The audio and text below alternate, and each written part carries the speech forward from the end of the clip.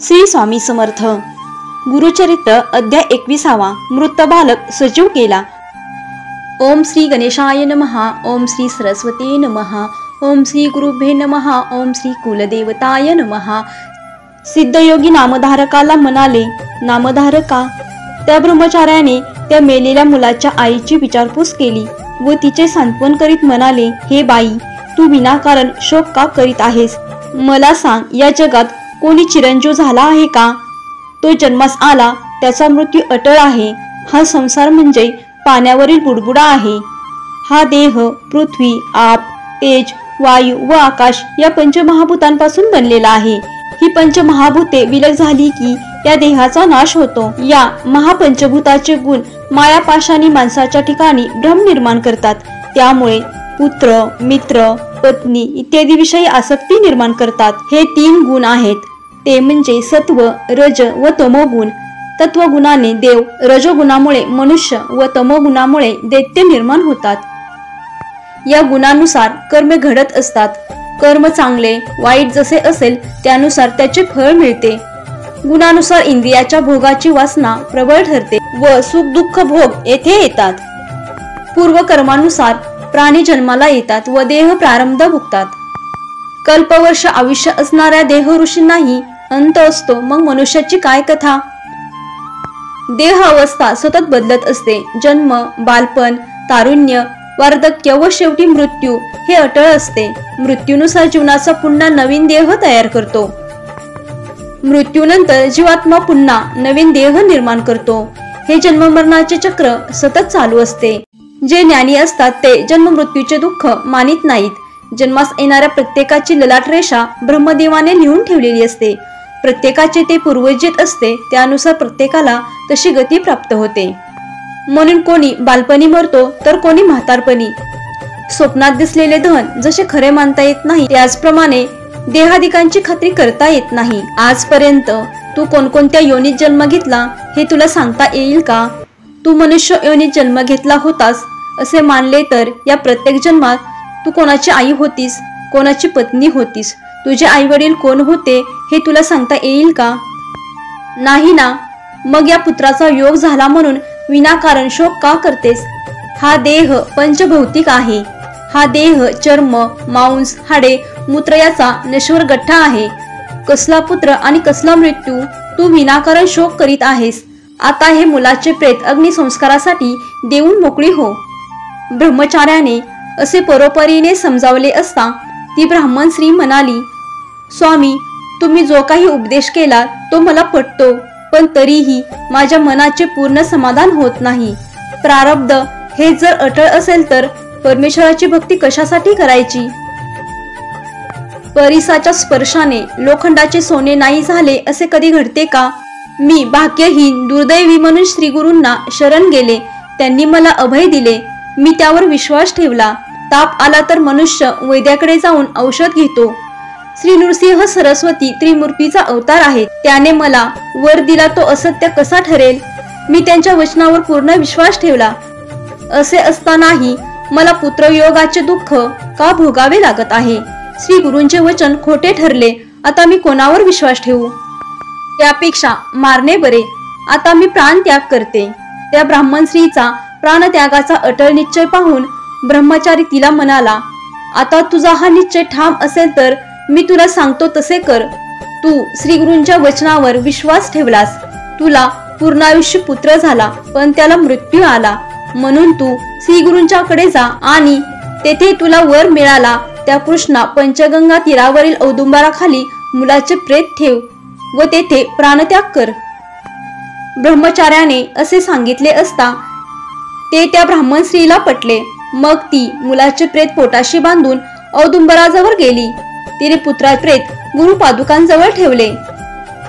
तिचा पतीही तिच्या बरोबर होता. ती स्त्री गुरुपादुकावर डोके आपटून आक्रोश करू लागली. लोकांनी पुत्राचे प्रेत अंत्यसंस्कारासाठी मागितले, पण रात्र झाली तरी ती प्रेत देण्यास तयार होईना. हे योग्य नाही. प्रेताला दुर्गंधी सुटली की ही बाई प्रेत आपल्याकडे देण्यास तयार होईल. आता आपण घरी जाऊ व उद्या सकाळी येऊ असे म्हणून सर्व लोक आपापल्या घरी गेले. इकडे आक्रोश करणाऱ्या त्या स्त्रीला तिसऱ्या प्रहरी ग्लानी आली व त्या स्थितीत तिला झोप लागली. झोपेत असताना तिला स्वप्न पडले. स्वप्नात तिला एक जटाधारी योगी दिसले. त्यांनी सर्वांगास भस्म लावले होते. व्याघ्रचर्म परिधान केले होते. त्यांच्या गळ्यात रुद्राक्ष माळा होत्या. हातात त्रिशूळ होता. असे ते योगी औदुंबराजवळ आले व त्या शोकाकुल स्त्रीला म्हणाले, तू आम्हाला दोष देऊन विनाकारण शोक का बरे करीत आहेस? तुझ्या मुलाला काय झाले आहे? मी आत्ताच त्याच्यावर उपाय करतो. असे बोलून त्यांनी त्या मुलाच्या सर्वांगाला भस्म लावले. मुलाचे तोंड उघडून त्याला प्राणवायूचा संचार केला. आता तुझा हा पुत्र जिवंत होईल असे आश्वासन दिले. हे स्वप्न पाहून तिला अचानक जाग आली. ध्यानी मनी ते स्वप्नी असे मनाशी म्हणत ते आश्चर्यचकित झाली. मुलाच्या प्रेताकडे पाहून ती पुन्हा रडू लागली. आपले देवच खोटे, तेथे देवाला दोष देण्यात काय अर्थ आहे? श्री गुरूंना तरी दोष का बरे द्यायचा असा विचार करीत तिने मुलाच्या प्रेताकडे पाहिले. ते मूल हालचाल करीत होते असे तिला दिसले. तिने प्रेताला हात लावला. ते गरम लागले. त्या प्रेतात जीव आला आणि तो मुलगा उठून आपल्या आईला बिलगला. त्या बाईला ही भुताटकी तर नाही ना असे क्षणभर वाटले, पण असे काही नव्हते. तो मुलगा खरोखरच जिवंत झाला होता. त्या बाईने अत्यानंदाने त्या मुलाला छातीशी घट्ट धरले. तिला एकाएकी प्रेमपाना फुटला. ती मुलाला स्तनपान देऊ लागली. तिने आपल्या पतीला जागे केले. आपला मुलगा जिवंत झालेला पाहून त्याला अतिशय आनंद झाला. ही सर्व श्री नृसिंह सरस्वतीची अगाध लीला याची त्याला खात्री पटली. मग त्या पतीपत्नींनी स्नान करून औदुंबरास प्रदक्षिणा घातल्या. श्री गुरूंचे अनेक परीने स्तवन करून क्षमा याचना केली. श्री गुरूंच्या पादुकांची यथासांग पूजा करून भक्तिभावाने श्री गुरूंचे स्तवन केले. त्याच वेळी गावातील ब्राह्मण मुलाच्या प्रेतावर अंत्यसंस्कार करण्यासाठी तेथे आला. मुलगा जिवंत पाहून सर्वांना आश्चर्य वाटले. सर्वांनी श्री गुरूंचा जय जयकार केला. मग त्या ब्राह्मण पतीपत्नीने तेथे ब्रह्मभोजन घालून मोठा आनंदोत्सव केला. ही कथा सांगून सिद्धयोगी नामधारकास म्हणाले, नामधारका, औदुंबर क्षेत्र महिमा कसा आहे याची एक कथा मी तुला सांगितली आहे. अशा अनेक कथा आहेत. औदुंबर तळी श्री गुरूंचे कायमचे वास्तव्य असते. तेथे जाऊन श्री गुरूंची सेवा केली असता सर्व इच्छा पूर्ण होतात. याचा अनुभव अनेकांनी घेतला आहे. श्री गुरूंची चरणपूजा केली असता वंद्य स्त्रीला पुत्र संतान लाभते. दरिद्री माणसाला लक्ष्मी प्राप्ती होते. रोगी माणसाला आरोग्य लाभते. कधीही अपमृत्यू येत नाही. श्री गुरूंची भावभक्तीने पूजा केली असता सर्व मनोकामना पूर्ण होतात. जो कुष्ठरोगी असेल त्याने श्री गुरु चरणाची पूजा केली असता शरीर सुवर्ण होते. याविषयी संदेह बाळगू नये.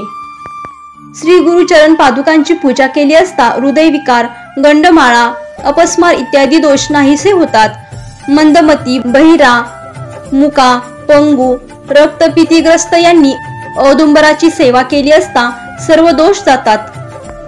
चतुर्विध पुरुषांची प्राप्ती होते. श्री गुरूंचे वास्तव्य असलेला औदुंबर म्हणजे कलियुगातील कल्पवृक्षच आहे. नामधारका, श्री गुरु नरसिंह सरस्वतीचा महिमा किती सांगावा. सरस्वती गंगाधर म्हणतात, श्री गुरु चरित्र म्हणजे प्रत्यक्ष कामधेनूच आहे. त्याचे भक्तिपूर्वक श्रवण पठन केले असता सर्व इच्छा पूर्ण होतात.